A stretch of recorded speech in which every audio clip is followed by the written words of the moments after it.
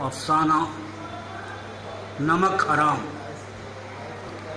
مصنف ظفر اگانوی۔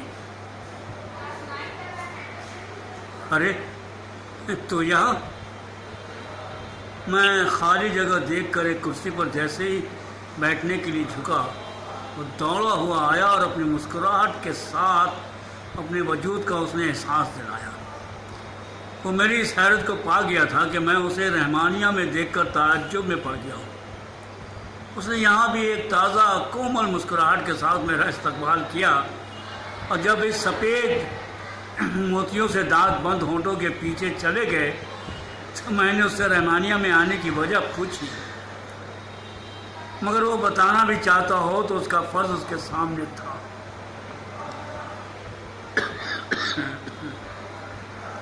بابو جی کیا چاہیے، ناشتہ یا کھانا؟ اس وقت 10 بجے ہوں گے اور میں جانتا تھا کہ میں لیٹ رائزر ہوں اور میں اس وقت ناشتہ کرتا ہوں، لیکن اس نے مجھ سے کھانے کے لیے کیوں پوچھا؟ میں نے اپنی اس حیرت پر فوراً ہی قابو پا لیا اور جاننا چاہا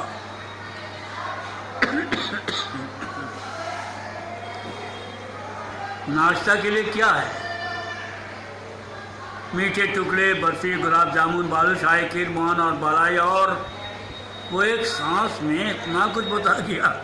اس کی فہرست اور بھی لمبی ہوئی، لیکن میں نے جیسے اچانک بریک لگاتے ہوئے کہا، اے بدھو، کچھ نمکین بھی ہے یا سب میٹھا ہی میٹھا؟ کباب، چپاتیاں، سموسے، سگاڑے، شامی کباب، کلچے، نرگسی کباب، باقر خانی، اور اس نے پہلا سا انداز اختیار کر لیا۔ مجھے لگا کہ ریل گاڑی چھک چھک چھک چھک چھک چھک کرتے ہوئے پراٹھے بھرنے لگی ہو، اور اگلا اسٹیشن کتنے فاصلے پر ہے اس کا اندازہ لگانا مشکل ہے۔ بس بس بس، یہ ریل رکے گی بھی یا نہیں؟ میں نے بیچ راستے میں پھر زنجیر کھینچ دی۔ تو کیا لاؤں حضور؟ 2 سموسے لے آؤ۔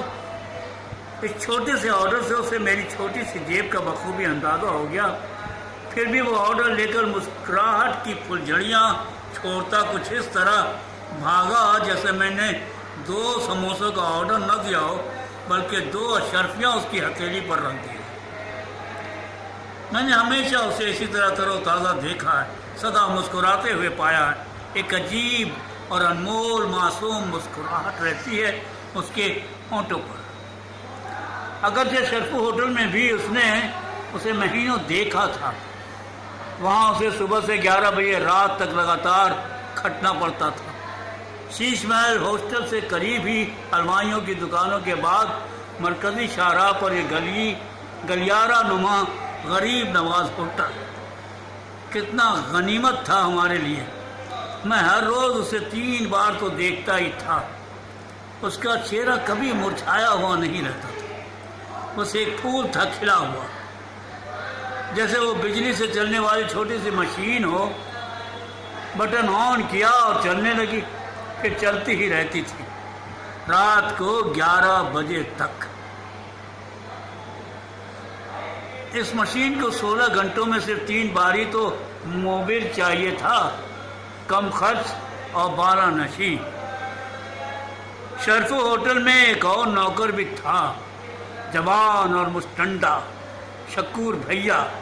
کام تو وہ بھی کرتا تھا، لیکن ہر 8 گھنٹے بعد اسے 1 کپ چاہیے تھی، چائے۔ شکور بھیا باورچی بھی تھا اور بوائے بھی اسی کے ہاتھ میں ڈوئی تھی۔ اس نے جمن بھی اس کے ماتحت تھا۔ پہلے شکور بھیا کھانا کھا لیتا، پھر جمن کو نکال کر دیتا۔ وہ خود تو باسی کھانے سے پرہیز کرتا، لیکن جمن سے کہا کرتا کہ باسی کھانے میں پروٹین زیادہ ہوا کرتی اور انسانی مشین کے کل پرزے گھڑگھڑاہٹ کے بنا تیز کام کرتے ہیں۔ پھر شرفو ہوٹل کا مفاد بھی تو اسی باسی کھانے میں چھپا ہوا تھا۔ وہ جب بھی اپنے لیے چائے بناتا تو اونٹے ہوئے گاڑھے دودھ کی زیادہ مقدار ڈالنے سے پہلے کنکھیوں سے ضرور دیکھ لیتا شرفو میاں اس کی طرف تو نہیں دیکھ رہے، کہ بوڑھا موٹا شرفو شکور بھیا پر حد سے زیادہ بھروسہ کیا کرتا کہ اس کے نزدیک وہی اکیلا اس ہوٹل میں نمک حلال تھا، کیونکہ جب جمن چائے کی خواہش کرتا تو وہ سمجھاتا، ابے دیکھ زیادہ چائے مت پیا کر سالے، سالہ کتے کی موت مر جائے گا۔ لیکن جمن برا کاہے کو مانتا، بس اس کے ہونٹوں پر سے ایک مسکانی فوار کی تازگی پھیل جاتی۔ وہ چائے بناتا، پھر شکور بھیا کو دکھاتا کہ دیکھو دودھ زیادہ نہیں ڈالا گیا ہے، اور کپ لے کر چھت پر جانے والی سیڑھیوں پر ٹانگیں پھیلا کر سٹر سٹر چائے پینے لگتا۔ چائے پیتے پیتے اس کے چہرے پر نکھار کی ایک ساتھ کئی پرتیں چڑھ جاتی، جیسے مشین میں کسی عمدہ کوالٹی کا موبائل ڈالا جا رہا ہے۔ اور جب 3 بجے جمن شکور بھیا سے کھانا مانگتا تو وہ اسے ایک تام چینی رکابی میں چاول، اس پر دال اور کوئی باسی ترکاری انڈیلتے ہوئے کہتا، دیکھ بے جمن، وہ دوسری دیگچی میں گوشت ہے نا، اور وہ سبزیاں جو صبح میں تیار کی گئی ہیں گاہکوں کے لیے ہیں، جہاں پیٹ بھر کر کھا لے، پھر 11 بجے رات میں ملے گا، سمجھ گیا نا؟ ہاں ہاں ہاں سمجھ گیا۔ پھر سیڑھیوں پر بیٹھ کر وہ ٹانگیں پھیلا دیتا اور ایک ہاتھ سے پلیٹ کو اٹھا کر بڑے بڑے نوالے نکلنے لگتا، اور ساتھ ہی میں وہی جانی پہچانی سی مسکراہٹ اس کے چہرے پر چھائی رہتی۔ یا ایسا ہوتا کہ ٹیبل نما تختے پر اپنی پلیٹ رکھ کر نیچے سے ٹول کھینچ کر بیٹھ جاتا۔ یہ تختہ جو ہوٹل کا ٹیبل تھا، سڑک کی طرف کھلنے والے دروازے سے ہوٹل کے اندر آخری سرے تک چلا گیا تھا۔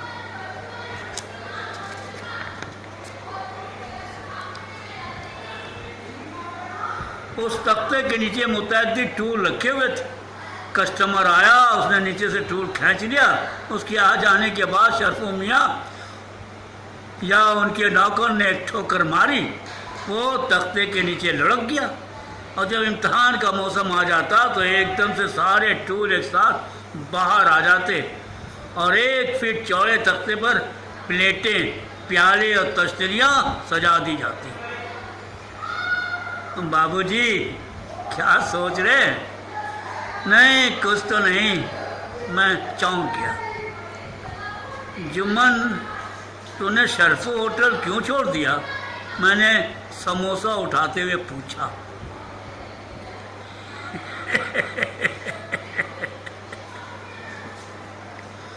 شرفو میاں نے بابو جی پتہ کاٹ دیا۔ مجھے اس کی کھلکھلاہٹ پر بے ساختہ ہنسی آ گئی، تو مجھے پہلی بار لگا کہ اس کے سینے میں اچانک کوئی کانٹا سا چبھ گیا ہے۔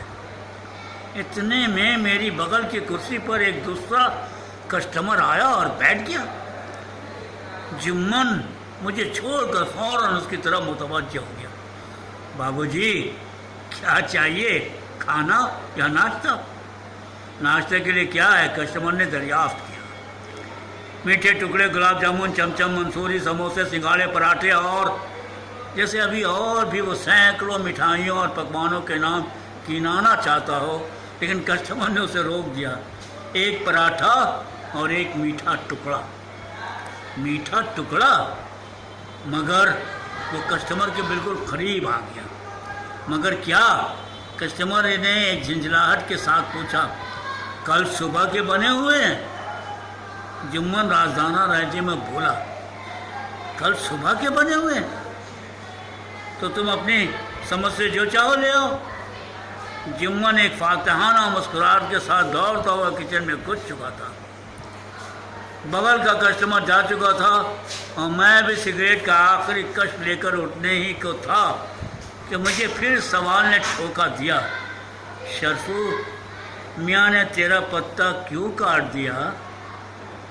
اللہ جانے، میں نے تو صرف اتنا ہی سنا کہ میں نمک حرام ہوں۔